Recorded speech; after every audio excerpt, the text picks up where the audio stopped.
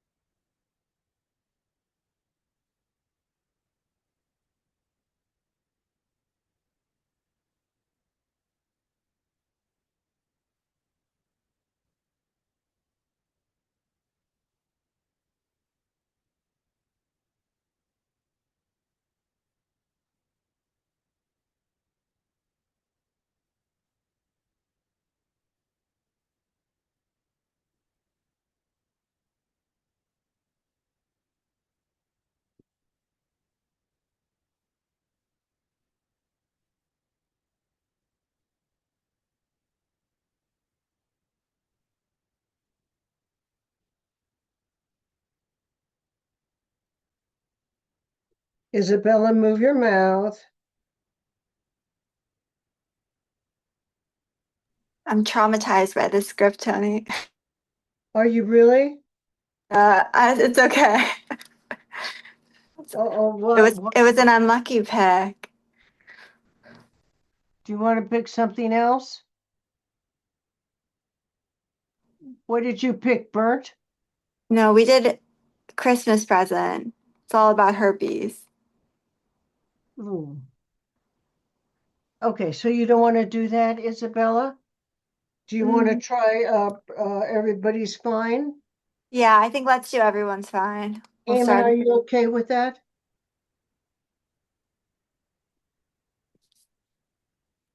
We have a small enough class, so it doesn't matter. Sorry, Eamon. Have you looked at it, Isabella? Is it okay? Yeah, I think this one's okay. It should be.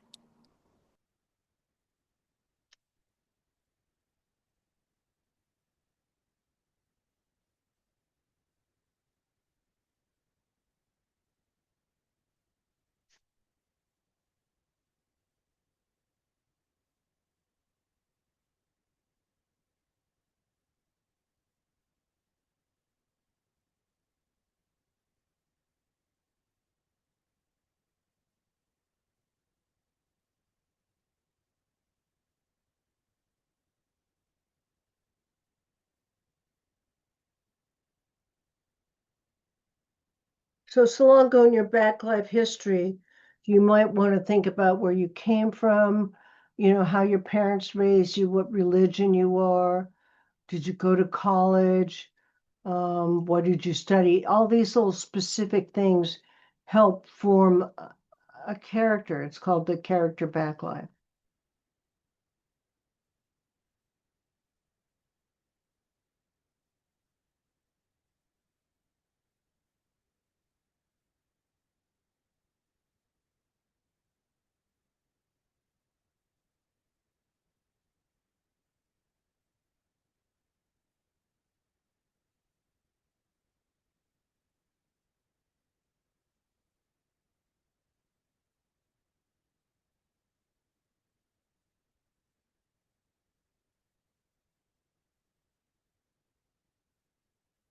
Move your computer down a little bit, Eamon, so I get your full face. And Solango, you could move your camera down just a tinsy bit so I get your full. There you go. Perfect. Perfect. Thank you.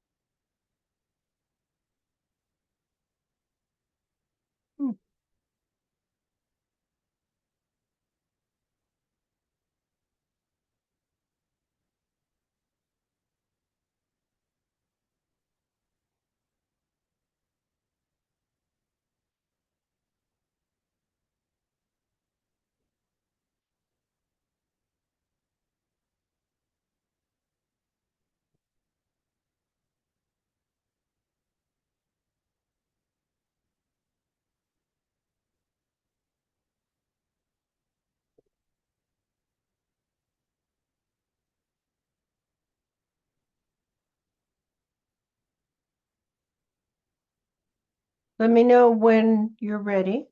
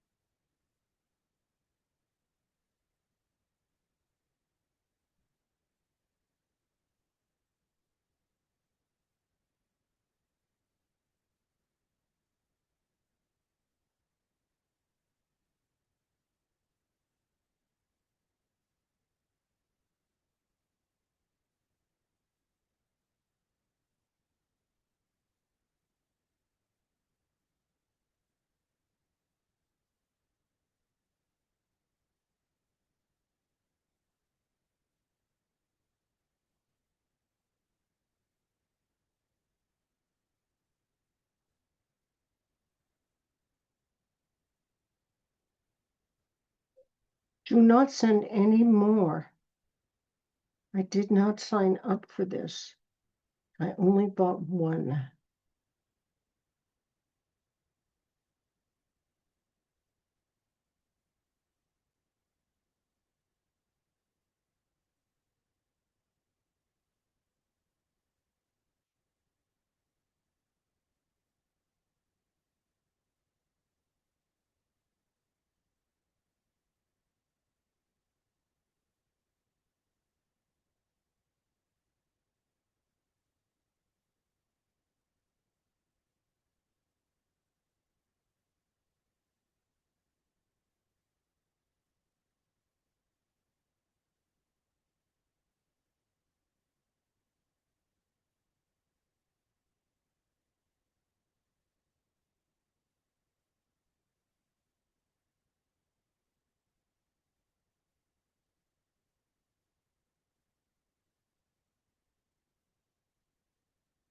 Okay. Why don't you all come back for a second? Have you all done a little bit of a back life? Sean, did you do back life? Well, then take a piece of pencil and do one right now. And lower your camera a little bit, sweetie, because I'm just not getting your full beauty.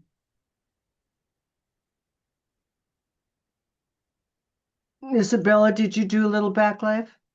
I did, yes. And Solongo, I saw you writing, so I think you have, yeah?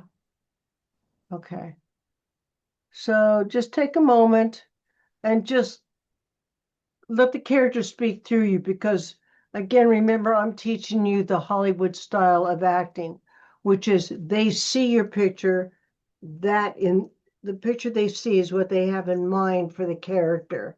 So we're bringing the character into your own spine because they've already selected you based upon that they like your face, they like how you look and how you feel.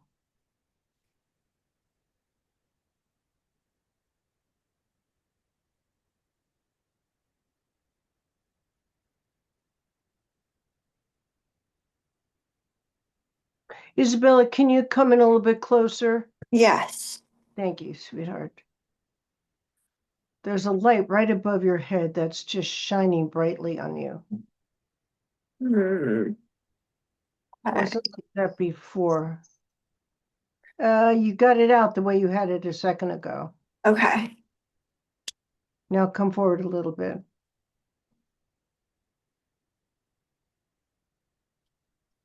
Okay.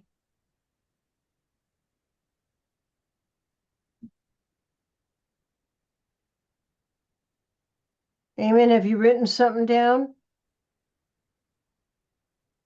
Okay, turn on your microphones, everybody. So I'm going to ask Isabella. No, because you're working with Eamon. Well, I'll ask Isabella and Eamon to go first because Sean was busy writing his down. So I'm going to turn off my video. Salongo, turn off yours. Sean, turn off yours. And I'm going to ask Eamon and Isabella, I want you to improvise the characters. Improvise them this first time. Okay. Okay?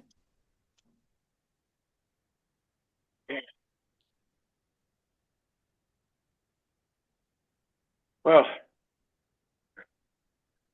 nice place you got here, honey. Thanks. Yeah, it must have cost you a lot. These big places really set you back. I hope you didn't spend too much on it, honey. I'm just renting. I didn't buy it. And Dad, I got a good deal. That's good, honey. Anyway, I came to say I cannot stay, honey. I'm going to be leaving tomorrow. You just got here. I know, but yeah, at my age, got to watch out for my health. I'm running low on the medications, and I just thought We can get you a refill. well, honey, this has just been really a long trip. It's Yeah. travel never was really good for me. You look But tired. it's all right. But I really got to get home. You okay with that? Of course, I know you'll be okay. It's a nice place here. You'll recover, and so will I. Yeah, of course. Anyway, What do you want? yep. I better book a plane. But you never fly. You always drive. I know, but let's try something adventurous.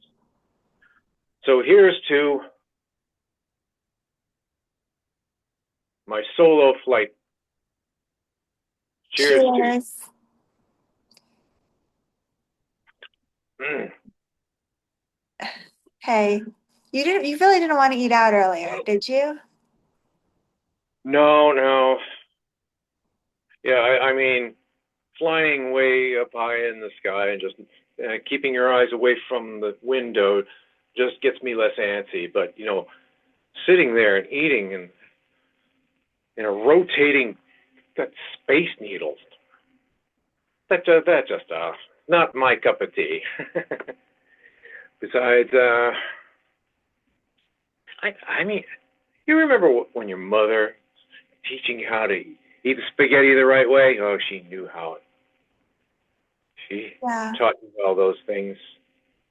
Sometimes Yeah, I pick up the phone just to hear her voice. I miss yeah. Mom.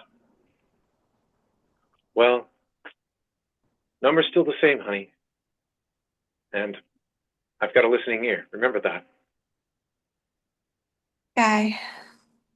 Yeah. Hmm. Yeah. You kids. I mean, I feel like you're just trying to keep secrets from me, and I have to go through your mother, and I have to ask for authorization on your life story. I mean, I never got to learn anything. I mean, you were always talking with her. Mom is so easy to talk to. She just got me. She was there. She just listened. And I feel like you always wanted everything so perfect. You're working all the time. No, that's not true. I mean, I always wanted to know what was going on. I wanted to know how your life was going, and make sure it was going right. I mean, sure, Mm. nobody's happy when things go wrong, but it's even worse when you don't know what's going on, right or wrong. Well, Mom's a good listener. You're a good talker. Yeah, we were the perfect team, the dynamic duo. They should have made a comic book out of us. And you pushed me pretty hard. If you could change things, would you want to go back? Would you want me to change the way I brought you up? Mm, no. Well, that's good.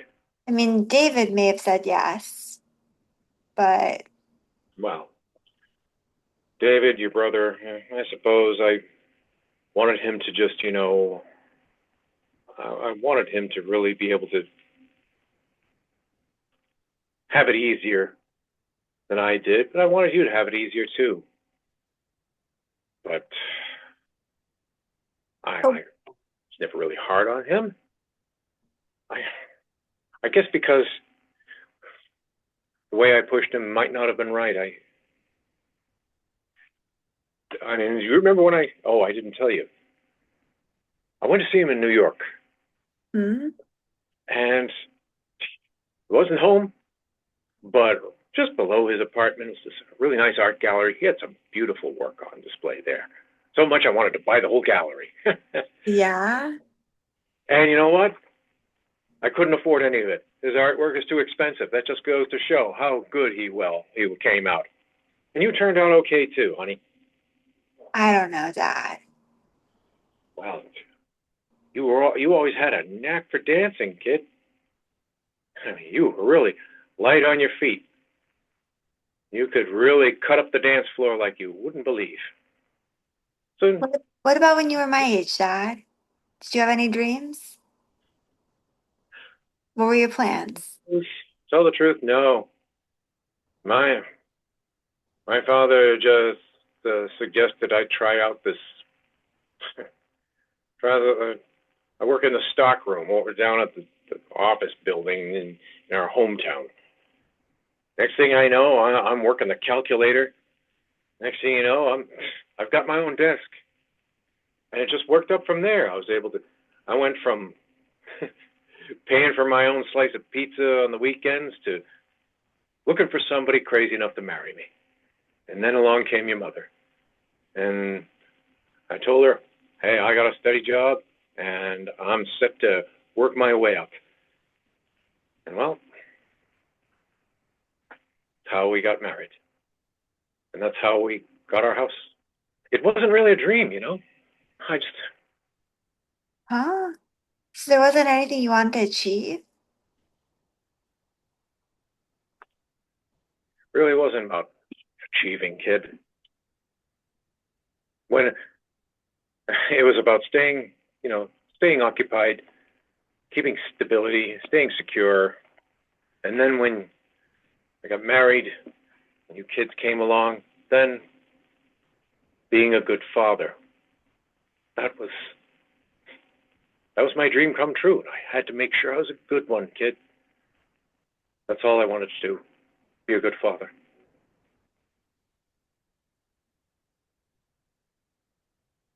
Good. I have a question to ask both of you before you do the cold read. What are you hiding from her, Eamon? Well, my health probably is not as good as I make it out to be. I have a bit of a condition, but I think um, I'm just I'm I think I might be a hypochondriac, but I've got to take these meds, and for all I know, my ticker could give out. Not really sure, but I get nervous about Well, these. I kind of got that if this took place in Seattle, Washington, because you Yeah, said the Space Needle and dinner, but yeah, you just got to her house and you want to leave already. So yeah. there's something that I didn't quite understand. Um, Do you, is your wife still alive? From what I'm reading, I think she may have passed away. That's what I'm thinking too. And because there's something that you seem to be hiding and that you don't want to face with your daughter. Well, And by the way, I thought you really looked like her dad. I mean, you took on this very fatherly feel with her, which I really liked, Eamon. I think we're, that would be a good role for you as a father. But I really got clearly you were afraid of something. I'm not sure, but we're in Seattle. Her brother is in New York, so there's quite a distance, not just a physical distance, but kind of an emotional distance between us. I insist that I didn't push at them. I wanted them to be successful. I wanted them to have a good life. For some But reason, I'm getting that your son is gay. maybe didn't give much thought. He's an artist, Mm-hmm. very good one. Mm-hmm. Does Isabella, do you know your mom's past? Yes. So that's why you say I just call to hear her voice. Yeah. He's left the answering machine on with her voice saying, "Hi, you've reached Yeah. blah blah blah." I got that real clearly, and I thank you for doing it. I would like to see you just a little bit more suspicious slash concerned about your dad leaving right away. Okay. Because I think that you're a man who doesn't really like talking to people. You like working with numbers. And your wife did all, and this is what you guys told me, that your wife did all the communication and the support of the kids, and you just said, hello, goodbye. You're highly you're highly uncomfortable having any intimate relations with your son because you never said in there, and this was improv. I don't know if it's in the script, but I loved it. You said he wasn't there. I went downstairs. There was a museum and his work was wonderful. You never said you saw him. So I get the feeling you're almost relieved that he wasn't there. Um, Isabel, are you worried about your dad? I am. Yeah, I want him to be closer. I'm scared for him. I need to see more of that. I think maybe also all of us are successful-ish, and maybe there's a disparity between my dad's lifestyle and then all of his kids, and maybe he feels like inferior, maybe. Well, I think his son is gay. Okay. I mean, I just got that. Hmm. I just got that from when he saw the art, he knew the truth. Um, and I think you know. And I think that your mom has always been the liaison between the kids and the father. Mm. Okay. And the father's almost military in his actions. He did what he had to do, and that was it, you know. And I get that you guys are the artistic ones. Hmm. You follow after your mom, who was artistic as well. Um, Anything else that you guys got that we can put into this scene? I guess maybe Eamon at the beginning a little bit more nervous. And you did do nervous. You did it beautifully. You did to feel nervous. It's like you were too close, and the proximity is too close, and too much for you. And I think that really explains the man. He's a one woman man. Plus, your daughter's very beautiful, and I just don't think you feel comfortable communicating to her. You Mm. know, Yeah. you know. All right, so let's put the scene on its feet. And we're going to still go into the break rooms, but I want to see you read it now. We have time. There's nobody in class tonight, so. Hmm. Okay.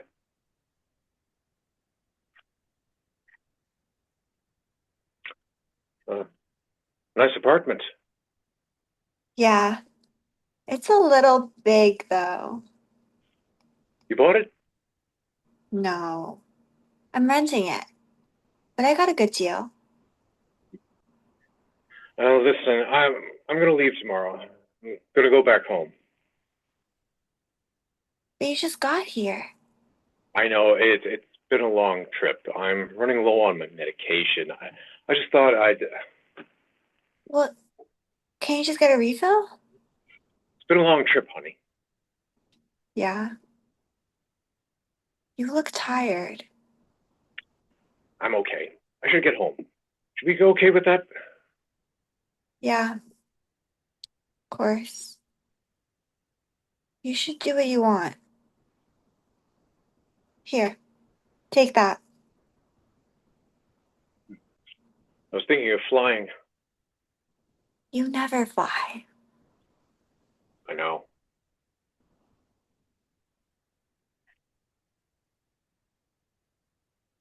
Cheers. Cheers.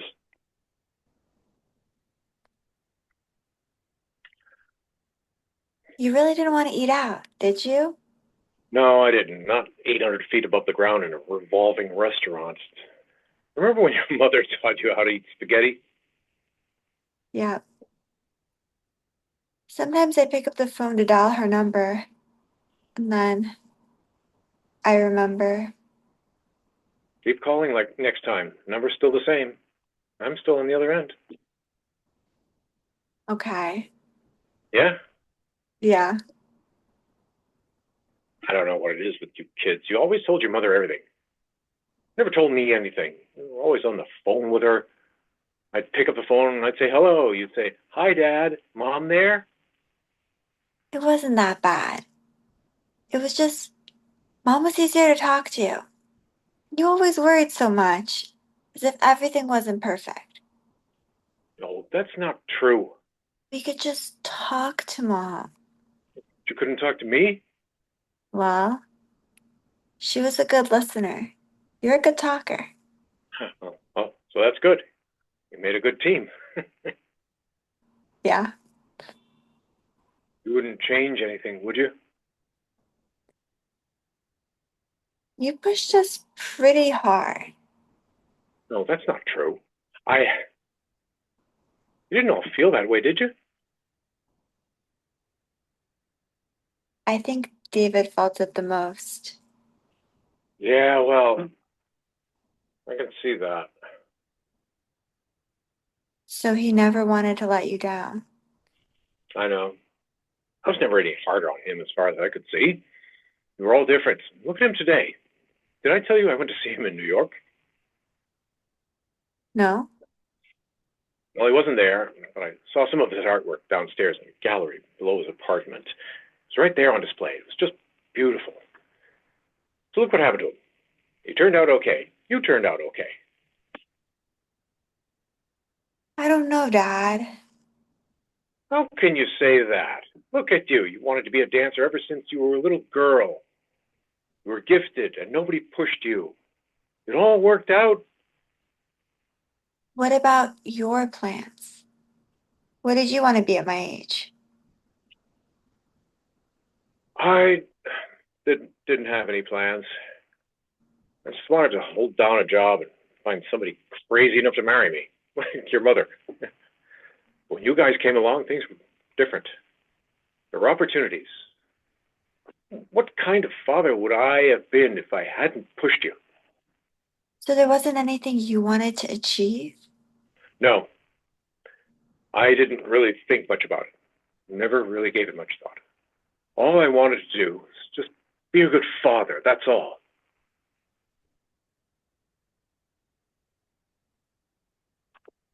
You know, it's interesting. I really appreciate, Eamon, that you got a little angry at the end when you said, I just want to be a father. That's all. Here's my feel on this, whether I'm right or wrong, because I haven't seen this that I know of. Again, if you're doing this in front of a casting director, any choice is a really good choice as long as you make a choice. And here's my choice. I think you're dying. And I think you've made a trip to New York. You're getting it all over with. You made a trip to New York, didn't even call your son. He didn't even know you were coming. Do you know what I'm saying? He didn't do it on purpose because you didn't call him. Then from New York, you went to Seattle to see your daughter. You're not able to tell them why you're seeing them because that's how private you are. Mm. You're an extremely private man. So here's just a couple of things I got just from you guys, okay? And you tell me if it goes with you. When you say you look tired, Isabella, I think for one moment you really get that he's leaving planet, Mm-hmm. but then you erase it. Okay. You know, it's like you can't even imagine losing both your parents. Um, uh, Eamon, I think you figured you'd get it over with just real quickly. Mm. And now you really are exhausted. I had a cousin do this to me. He didn't tell any of us he had cancer, came in with his kids, stayed 1 or 2 hours and left, and died within a month. Thank God I called him because I caught him on it. But I think that's what's happening. I think you're passing and, you've been told there's no hope, Eamon. And so you're trying to get it over with. And I don't even think you can face your son because your son is a real reflection of you. Um, then you say, yeah, I pick up the phone to hear her voice, Isabella. I think you're covering your feelings there. You're covering your feelings because you couldn't talk to your dad. Mm-hmm. And Eamon, I think that's the one thing that disturbs the father. I got clearly you can't communicate to your children. You can't even tell them you're dying. Mm. Um, but you want to see them. Mm. And when you go in the room, Eamon, I went to New York. There should definitely be a long beat there where Isabella responds like, wow, you were in New York seeing your son and she didn't even know about it, her brother. That's really interesting. And now she gets that you came from New York here and and you're not even telling her that you didn't even call him. Mm. So I think this is a man with lots of secrets. And I think that you did have something planned for yourself as a younger man. I would put that as your secret slash obstacle that you never wanted your children to know about because you really, really loved your wife and you really, really loved them, but they just couldn't communicate to you. You're a yes, no general. Mm. And Isabel, at the beginning, when I'll put you in break rooms, I really want you to work on really being disappointed and take some beats so you're not staying. I mean, he just got there. He just walked in your apartment. I assume you thought he was going to spend the night with you, Mm-hmm. in your apartment. You've made a bed up for him. You've got you're going to make him breakfast in the morning and take him somewhere. It's just like, what? I mean, I think that's a shock.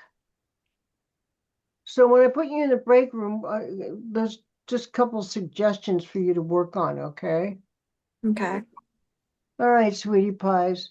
All right, let's bring in Sean and Salongo.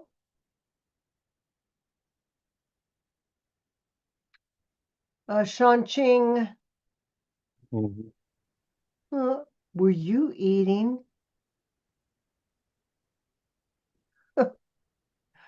You make me smile, Sean. It's okay. I got it from Trader Joe's. Oh God, Carolyn would be laughing so hard. No, she would continue and talk all about it. Yes, she would. You'll meet her, Salonga. We have an older lady called Carolyn Lorenzo. Wonderful woman. Absolutely. I hope she's okay because I haven't heard a word from her and I don't know where she is. So I just hope she's okay. So I'm gonna get off. I would like Salongo. I think even though this is your first class, I know you can improvise. It's just always say yes and add information. Okay. I know you can do this and I want you to learn it anyway. It's always saying yes, add information. Don't say no. Just let the character take over.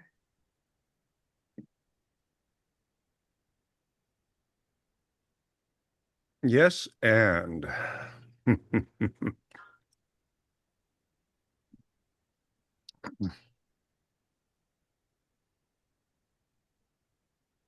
Should we start? Yes. sure.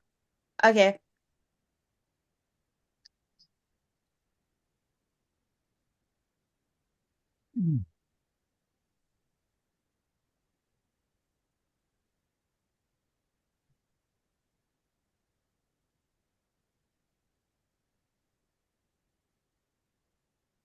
Tony, are we using any of the dialogue or are we just straight improving? If you want to, you can use some of the dialogue, but this is Salongo's first time doing it.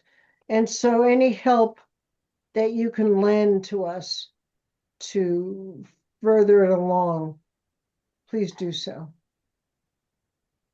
All right.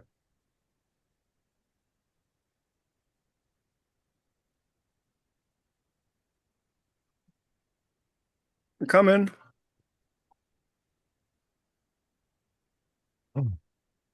What the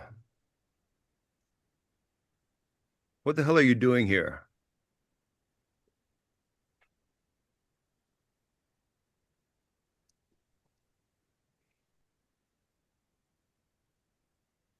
I'm not seeing you until next week. Are you sober? Are you?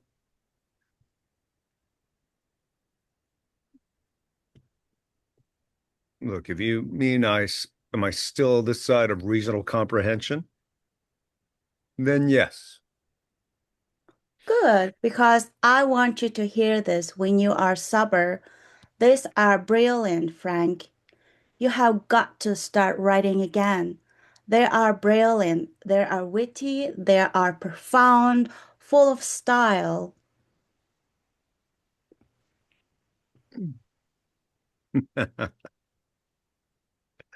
Ah, tell me again and again. They are, Frank. It isn't only me that thinks so. Me and Trish sat up all night and read them. She agrees with me. Why did you stop writing? Why did you stop when you can produce work like this? We stayed up most of the night just talking about it. At first, we just saw it as contemporary poetry in its own right, as something particular to this century. But look, Frank, what makes it more, what did Trish say? More resonant than purely contemporary poetry. In that you can see in it direct line through the 19th century tradition of wit and classical allusion. Oh, that's marvelous.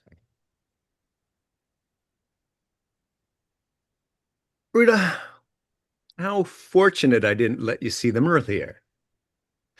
Just think if I'd let you see them when you first came here. Be like dealing with my parents. You don't get it. I know I wouldn't have understand it, Frank. No, no, you most certainly would not. You would have come in and you would have thrown them across the room and dismissed them as a heap of shit. Just like my parents, wouldn't you?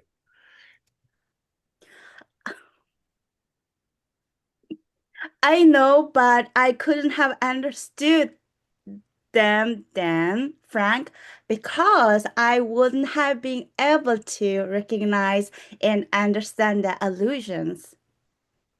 Ah, I've done a fine job on you, haven't I? It's true, Frank. I can see now. Yeah, you can see now. You know, Rita, like you, I think I'm going to change my name. From now on, I'm going to insist on being called Mary.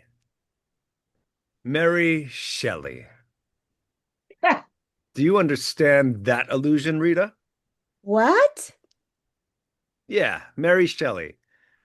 Wrote a little gothic number called Frankenstein. So? So, this clever pyrotechnical pile of self-conscious illusion is worthless, talentless shit and will be recognized as such by anyone with a shred of common sense. It's the sort of thing that gives publishing a bad name. Wit. You'll find more wit in the telephone book and probably more insight. You know, its one advantage over the telephone directory is that it's easier to rip. It is pretentious, characterless, and without style. It's not. It's not. Oh, I don't expect you to believe me, Rita. You recognize the hallmark of literature now, don't you? Why don't you just go away? I don't think I can bear it any longer. Can't bear what, Frank? Bear what? You, my dear. You. Yeah, well, I'll tell you what you can bear, Mr. Self-pitying piece artist. What you can bear is that I'm educated now. What's up, Frank? Don't you like me now that little girl's growing up now that you can no longer bounce me on daddy's knee and watch me stare back in wide-eyed wonder at everything he has to say? I'm educated. I got what you have and you don't like it because you rather see me as the peasant once was. You are like the rest of them. You like to keep your natives thick because they still look charming and delightful.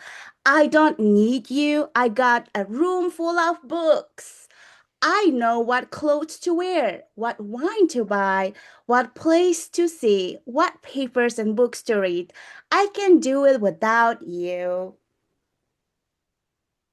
Is that all you wanted?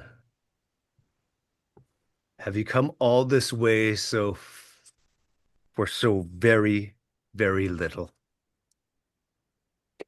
Oh, yeah, it's little to you, isn't it, Frank? It's little to you who squanders every opportunity and mocks and takes it for granted.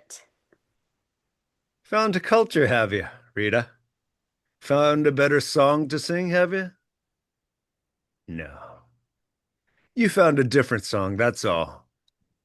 And on your lips, it's shrill and hollow and tuneless. Oh, Rita, Rita. Rita, nobody calls me Rita but you. I dropped that pretentious crap as soon as I saw it for what it was.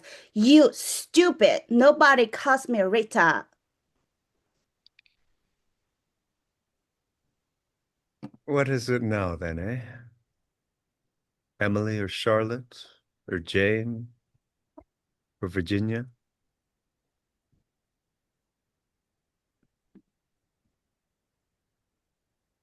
Good. Wow. I forgot how good that movie was. Oof. Interesting. Okay, so um, Sean, talk to me about yourself. Been on my own since I left my parents from school, from high school. Been on my own from a neglectful parent, a neglectful father, drunken parents. Father was a salesman, mother was a seamstress and a and also had a laundromat, both drunks. When my father was home, he was abusive, would spend more time at the local pub than at the house. He was a philanderer. I decided to never be like them, and of course, that's what I'm fearing, that the worst thing I could become is my parents, and so far I've been that, which is a drunk and a failure. Now, I hit the apex of my writing career. I thought I could make it on my own and show them. Because, of course, although I didn't want anything from them, let alone their approval, I wanted acknowledgement. And I was going to show them I'd be somebody. I'd be somebody. And I hit my apex about 15 years ago, as have, well as academically, career-wise. have In you literature, have you written some books? I tried, and I was told it was witless, characterless, and lacked style, which is why I say what I do, because that was my last critique. It was pretentious, characterless, and without style, which has left me So, bitter are and you broken. are you a drinker too?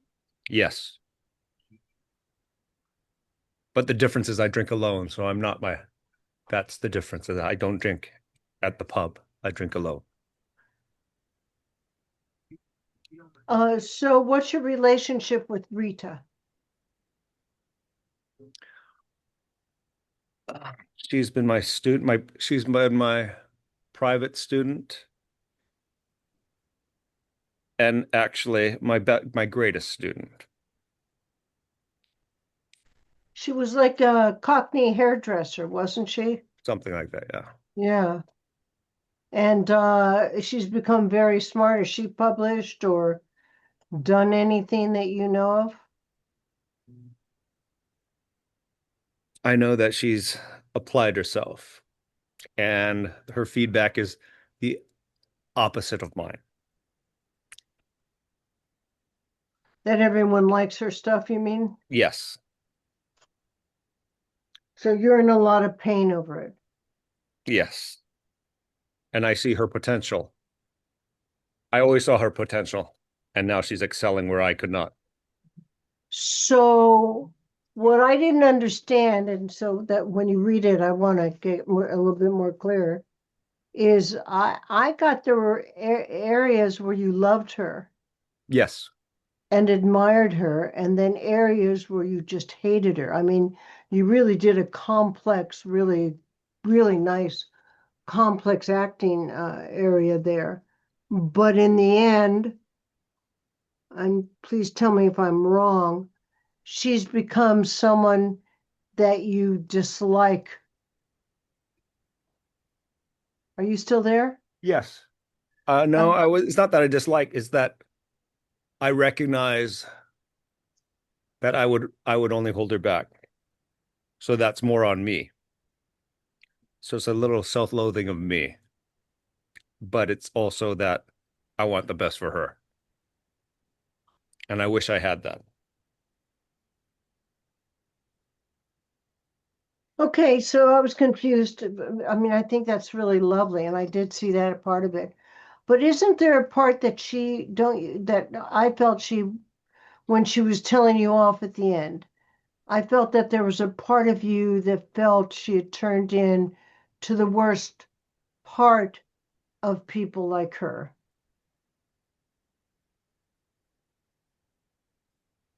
Yes. Okay. All right. Okay. Okay. Solongo, talk to me about you. Um, she was a student of this professor, and she saw. I want you to Mm, say I, because you're oh, her. okay. Okay. So I was his student, and I saw how creative he is, and I asked him to write again because that keeps him going. And when I walked in, I asked whether he was sober or not. And he was so passive, and to the point I had to say the things I did not want to say, but I said it. Have you grown? I mean, have you grown a whole lot from his teachings? I mean, you said you had lots of books. Nobody called you Rita anymore. You were academic, smart. He guided me to the education path, but he was not really helping or he was not working with me. That's why I said I have a lot of books now and I'm educated now. In a way, I started to talk about how educated that I am. But So I'm how not really long? sure if he really helped me. Oh, he helped you a lot. Okay. How long's it been since the two of you have seen each other? Um, Maybe about 6 months.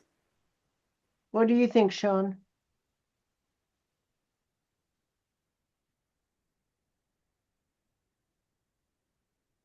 Sean, how long do you think it's been since you've seen Rita?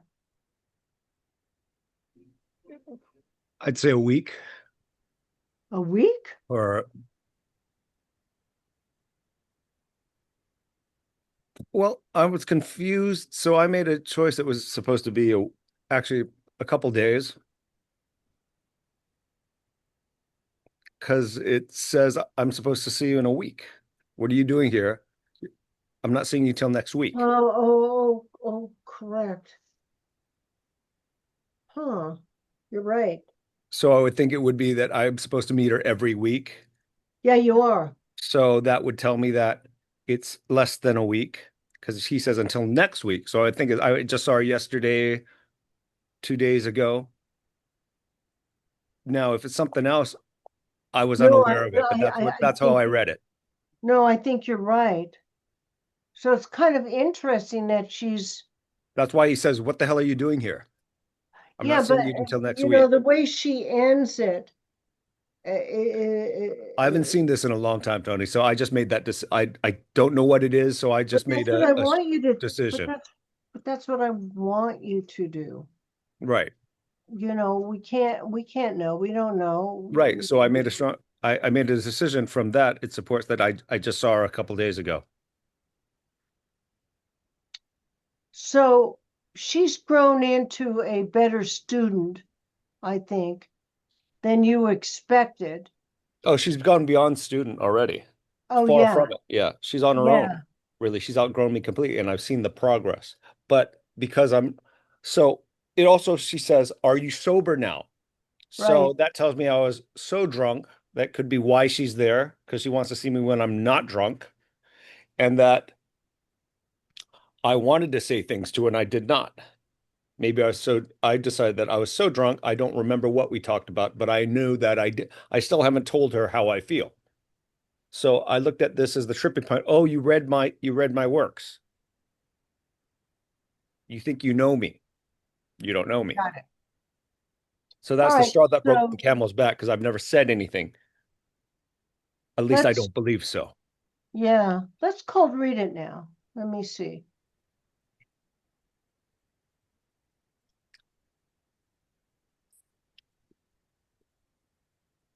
Come in. What the hell are you doing here? I'm not seeing you until next week. Are you sober? Are you? Sober. If you mean, am I still this side of reasonable comprehension? Then yes. Oh, good, because I want you to hear this when you're sober. These are brilliant, Frank. You you have got to start writing again. They Ah, are brilliant. They're witty. They are profound, full of style. tell me again and again. They are, Frank. It isn't only me that thinks so. Me and Trish sit up all night and read them.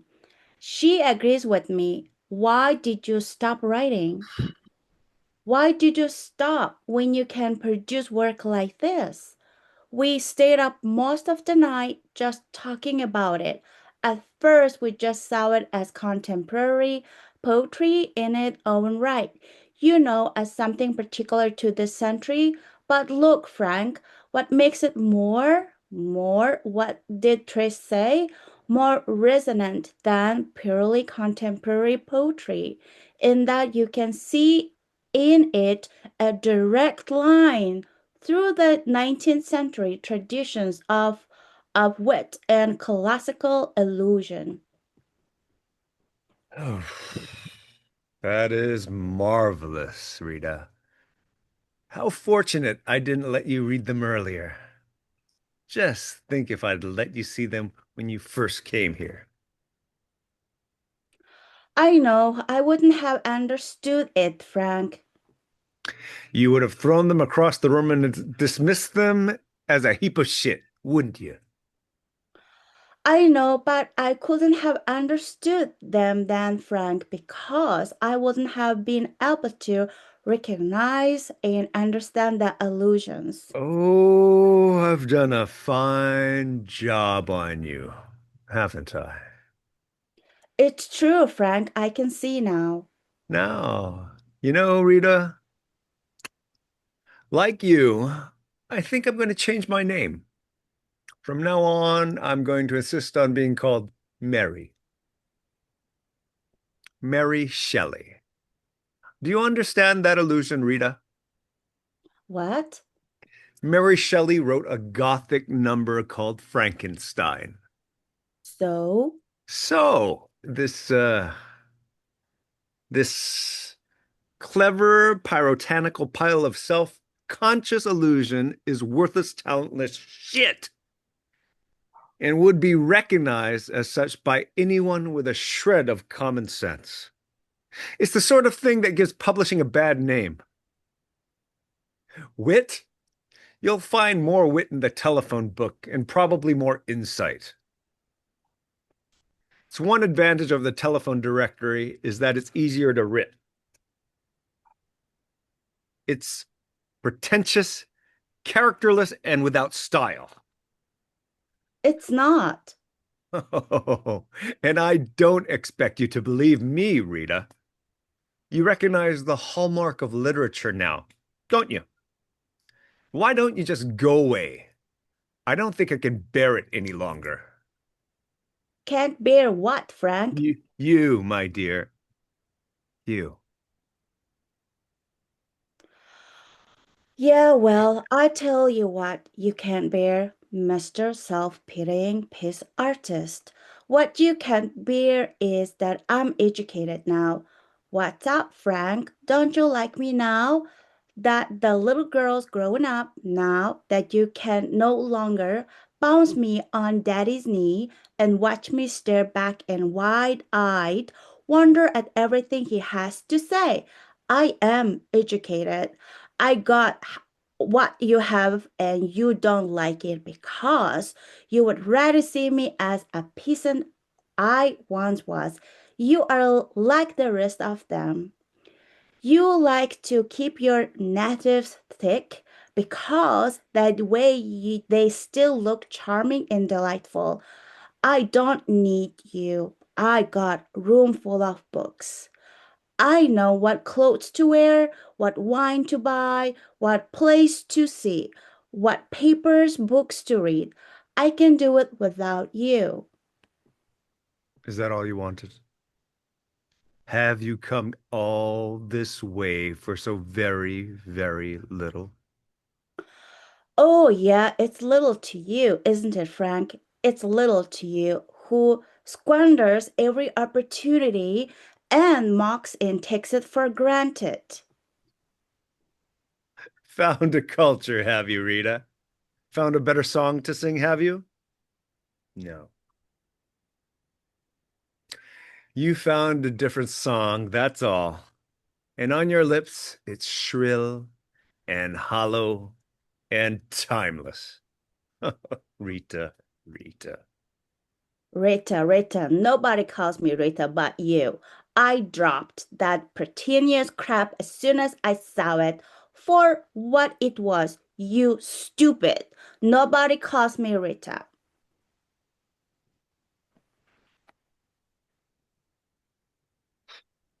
What is it now? Eh? Emily or Charlotte or Jane or Virginia?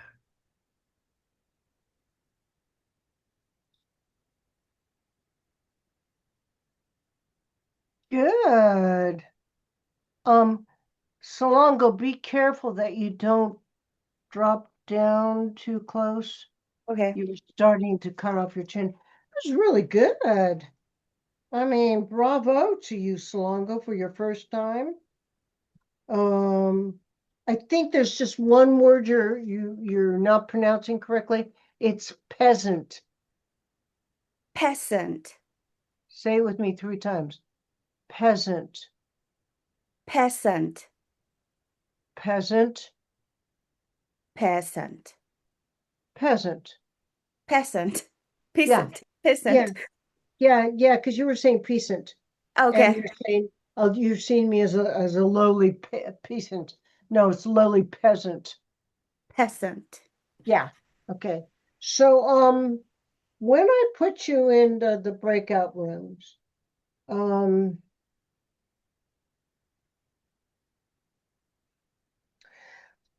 when you come in originally, Slongo, um, do you really, did you stay up all night with your girlfriend reading his stuff, thinking how great he was? Yes. So he really hurt you when he just ignores it. Yeah, I think so too. And it hurts your feelings a lot. So you can play on that a little bit by pausing and showing me that that disturbs you. Sean, I love what you're doing. I want to see you even take it a step further with more exaggeration. Oh, that's so wonderful. What would you do? Throw my stuff in a heaping pile of shit? Do you know what I mean? I think right now you're just having so much fun exaggerating. I don't know. You're the kind of alcoholic that is abused. And from what you told me about your background of your mother and your father and the drunk, I think abused people do not understand when they're getting a compliment. Do you know what I mean? They don't get it. I don't know about you, but I've lived with some abused people and they never got a compliment, especially if you're drunk or near drunk. So I'd like to see you really get into exaggerating that. And then so longer, yeah, just don't let your bass drop too Okay. low. Okay, everybody come back. I'm gonna put you in rooms. Really good work, Sean. Really good work.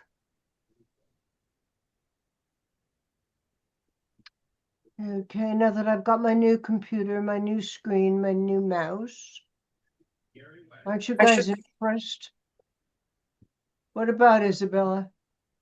Hello? Hi.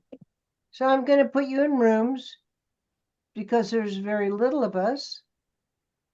I don't have to worry about a lot of rooms, do I? Hmm. We'll do a little improv when we get back with all this. So Eamon and Isabella will go into room 1, and Perfect. Sean and Salongo will go, oops, excuse me. I did it again.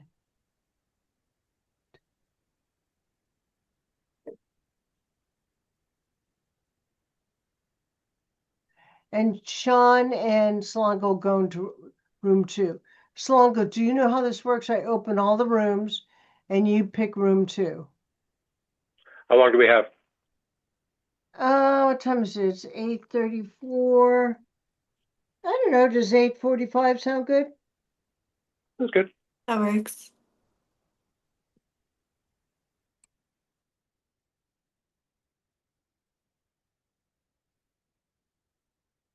Eamon, you're in room 1. There you go.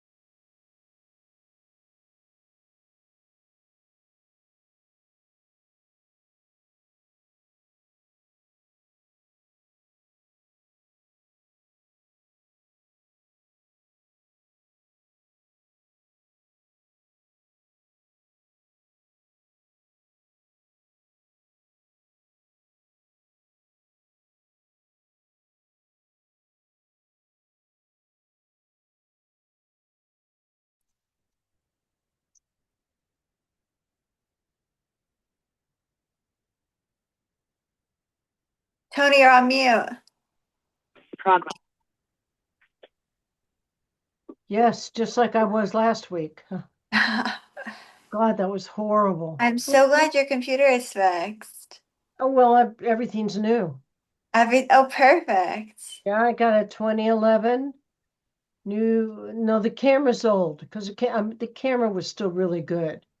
Okay. And new mouse, very fancy mouse. Yeah, nice.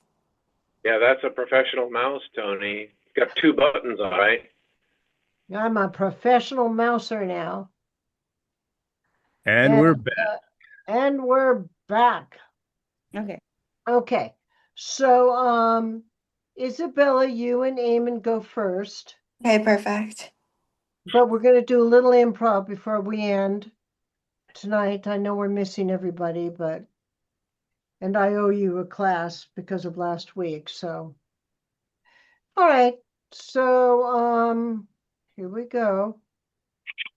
So we're improving right now? Nope, you're going to do the scene. Okay. Okay. Sean and Salongo, turn off your cameras. Okay, here we go.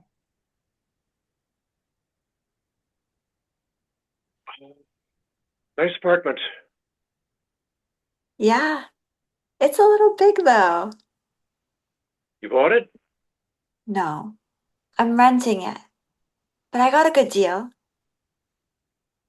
Listen, I'm going to leave tomorrow. I'm going to go back home.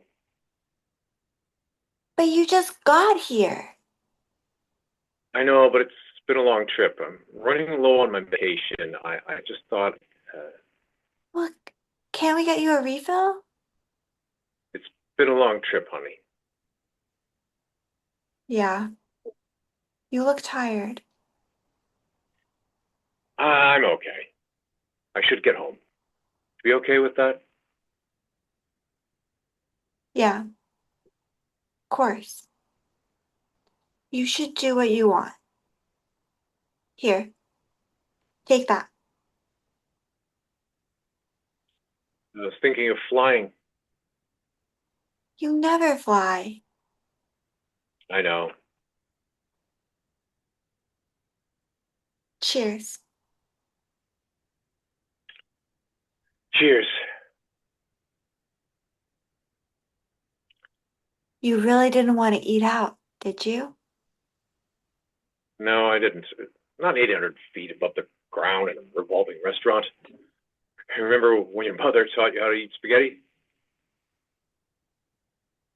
Yeah. Sometimes I pick up the phone to dial her number. And then I remember. Keep calling next time. Number's still the same, and I'm still on the other end. Okay. Yeah? Yeah. I don't know what it is with you kids. I always told your mother everything. Never told me anything. You're always on the phone with her. I'd pick up the phone. I'd say, hello. And say, hi, Dad, Mom there. It wasn't that bad.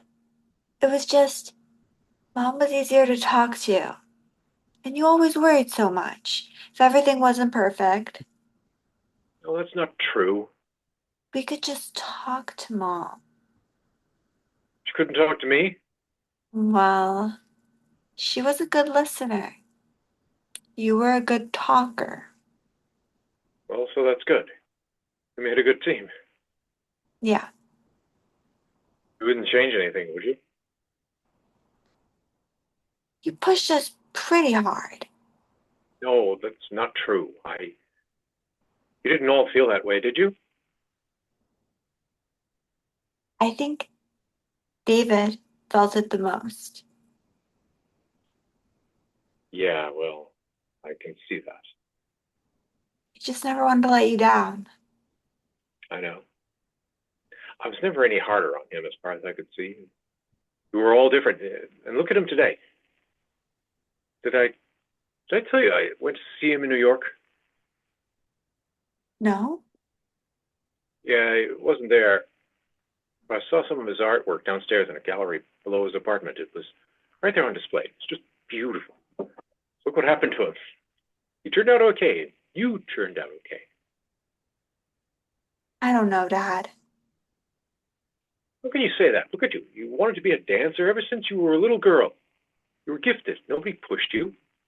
It all worked out. What about your plans? What did you want to be at my age? I didn't have any plans. I just wanted to hold down a job and find somebody crazy enough to marry me, like your mother. When you guys came along, things were different. There were opportunities. What kind of father would I have been if I hadn't pushed you? So there wasn't anything you wanted to achieve? No, I didn't really think much about it. Never really gave it much thought. All I wanted to do was just be a good father, that's all.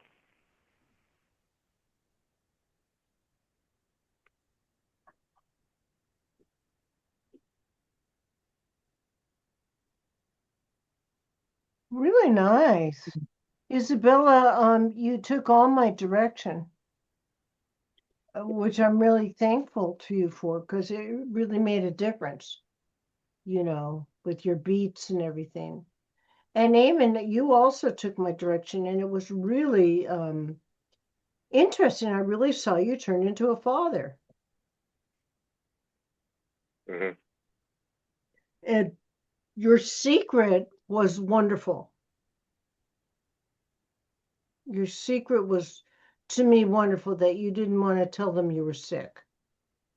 Mm-hmm. Because why else would you, go there and say, I'm going to fly home for your medication? Only because I think you knew you were going to go get chemo or something. Do you know what I Mm-hmm. mean? Yeah. It was very interesting. I really liked what you both did. Any comments from you guys? No, this is a good scene of man bonding with his daughter after so many years. Well, you really didn't bond. That's what was so interesting. You were trying really hard to bond with her, but you were leaving the premises before you could even bond with her. You just imparted a little bit of yourself to her, Mm-hmm. which made it even, to me, much more interesting. Good work, you guys. Stay, Isabella. I won't make it late, but I'd like you to do a little improv. Okay, great. Okay, honey. All right, let's bring in Sean and Solongo.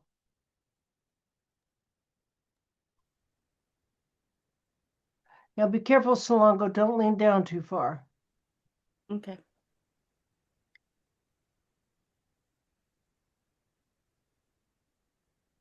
Come in. What the what the hell are you doing here? I'm not seeing you until next week. Are you sober? Are you? Are- If you mean, am I still this side of reasonable comprehension? Then yes. Good, because I want you to hear this when you're sober. These are brilliant, Frank. You have got to start writing again.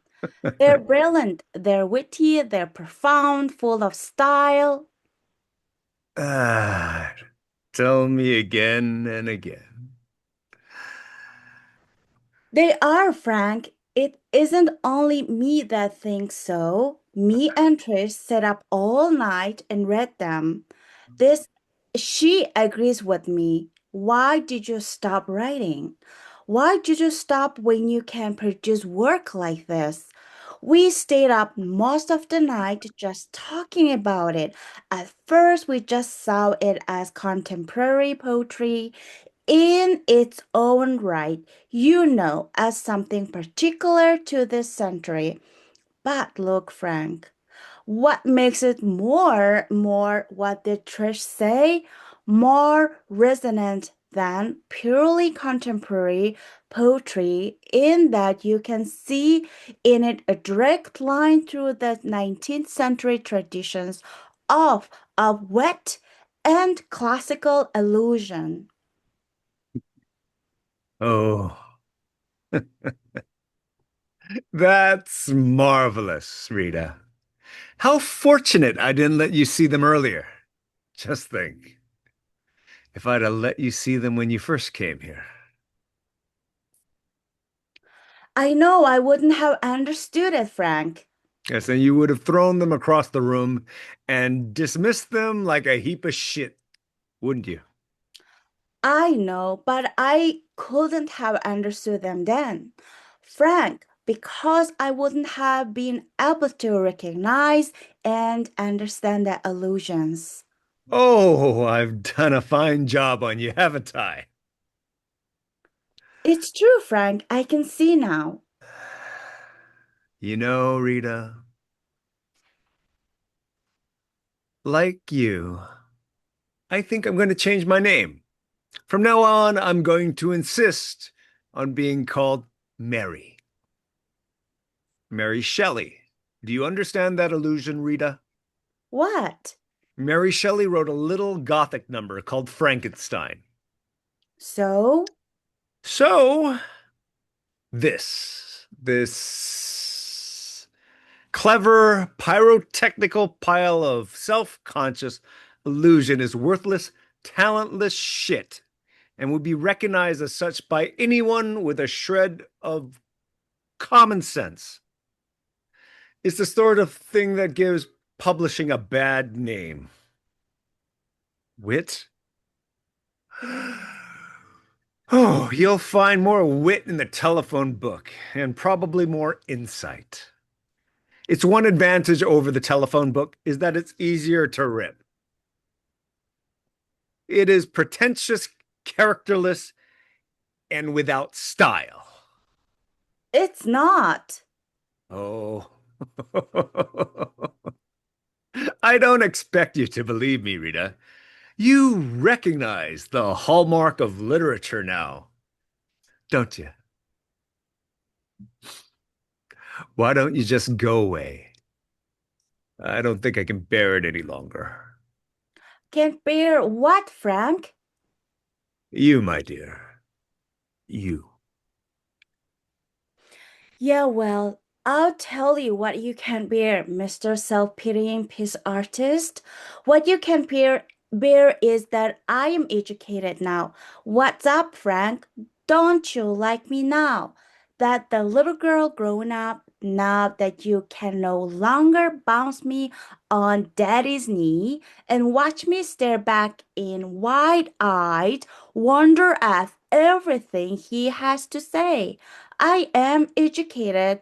I have got what you have, and you don't like it because you would rather see me as the peasant I once I once was. You are like the rest of them. You like to keep your native stick because that way they still look charming and delightful. I don't need you. I have got a room full of books. I know what clothes to wear, what wine to buy, what plays to see, what papers, books to read. I can do it without you. Is that all you wanted? Have you come all this way for so very, very little? Oh, yeah, it's little to you, isn't it, Frank? It's little to you who squanders every opportunity and mocks and takes it for granted. Found a culture, have you, Rita? Found a better song to sing, have you? No. You found a different song, that's all. And on your lips, it's shrill and hollow and timeless. Oh, Rita, Rita. Rita, Rita, nobody calls me Rita but you. I dropped that pretentious crap as soon as I saw it for what it was. You stupid. Nobody calls me Rita.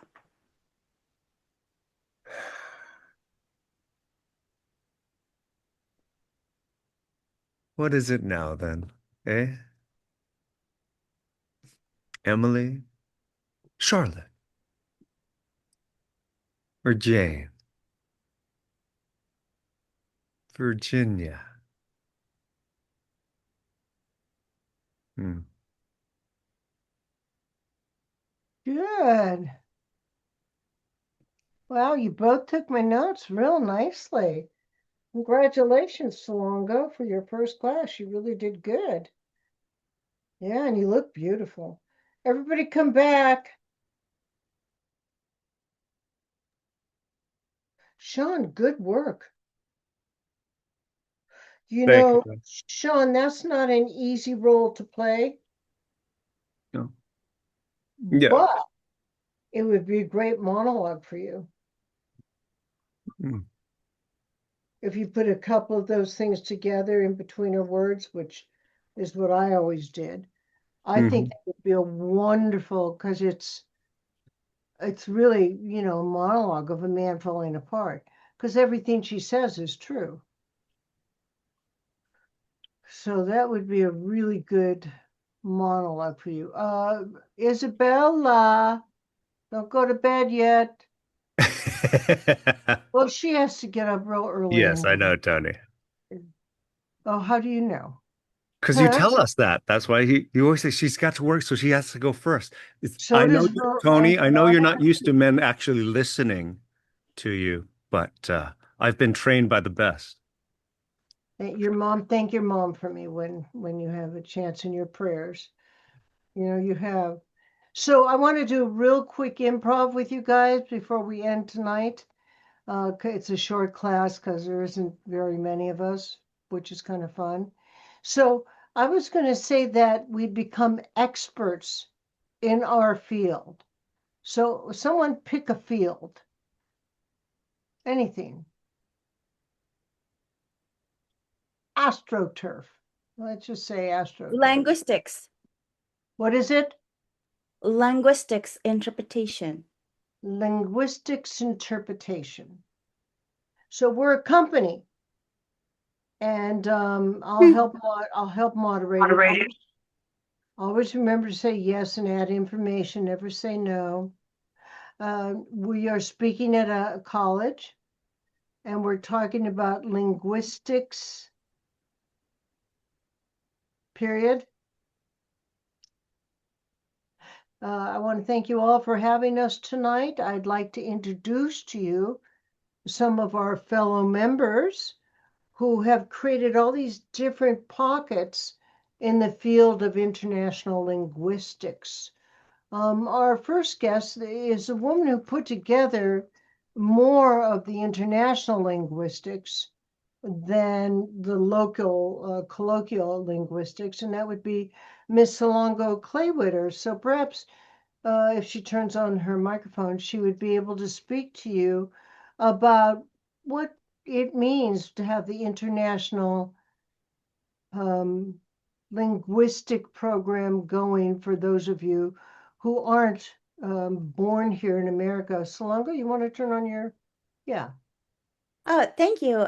Yes, thank you for having me first. And we are going to discuss about how to twist narratives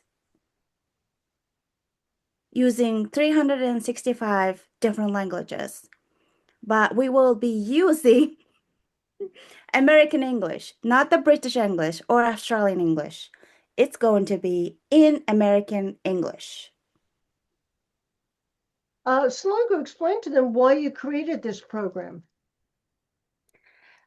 Since, as you know, human intelligence, how our brain works, is about understanding our human psyche.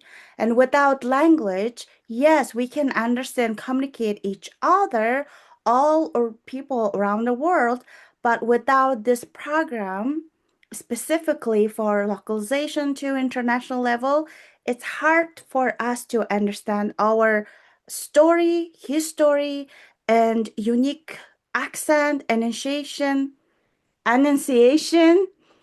And that's why I created this program for everybody. I think that's very smart because America is known for really jazz, the blues, and storytelling. So I know part of our linguistic program, Isabella, has created is the storytelling part of how history is passed on from one culture to the other. Yes, I am here to tell you a lot of stories. A lot of stories. The most important story here is the story of love. And you may be thinking, why? This is a topic of linguistics, but so much about love and connecting is through things that are nonverbal. It's the look. You see someone, your heart stops. It's a circle. You fall in and out of love. Here, just a circle. And I think that this is a topic that we should really spend more time on. And we shouldn't really focus on the verbal, we should focus on the nonverbal cues.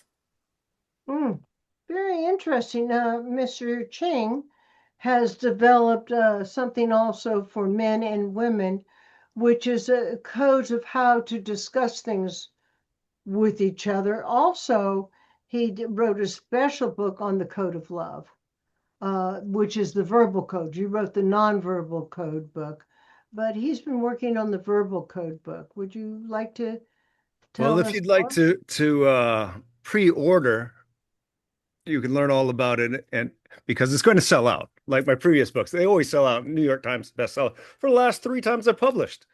So for a low price right now of $9.95,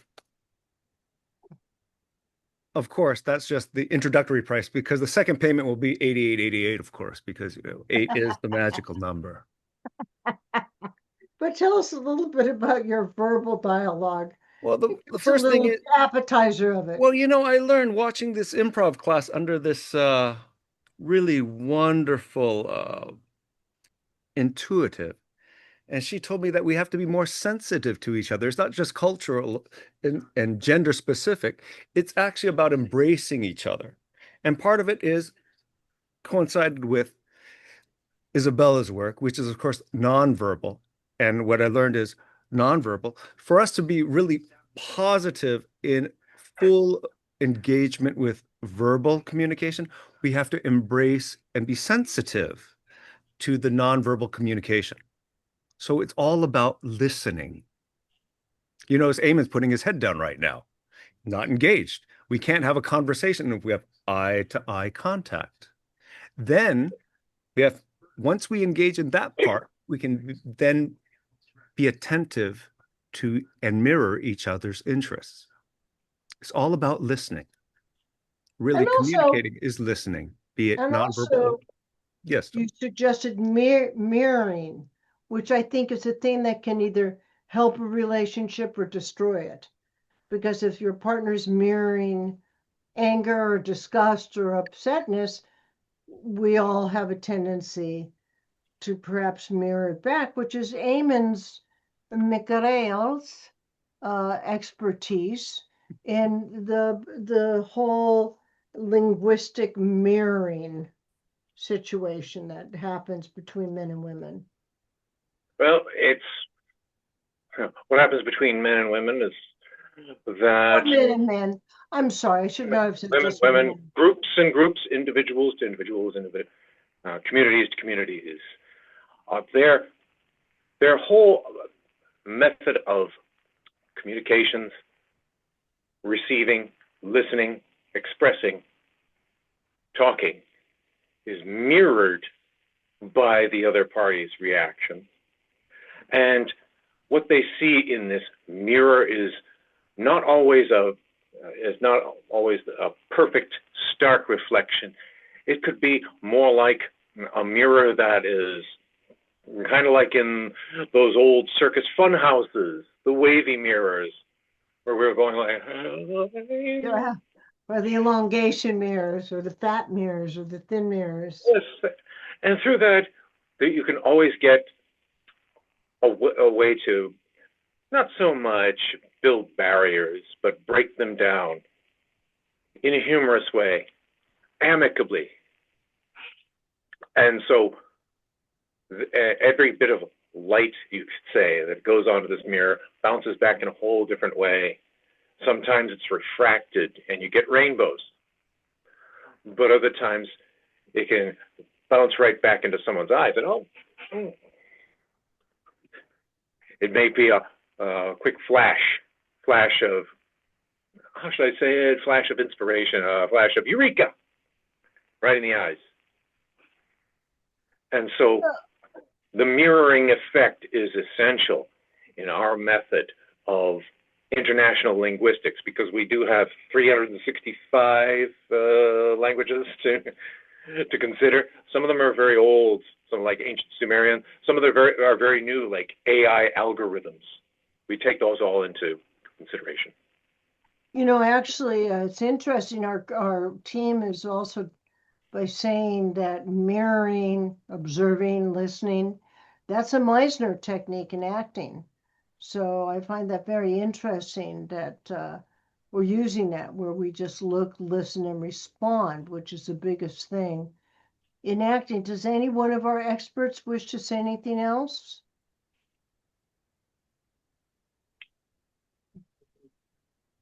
Well, okay. Well, okay then. Oh, my poodle has just walked in. Whoop, Whoop, whoop, whoop, whoop. whoop.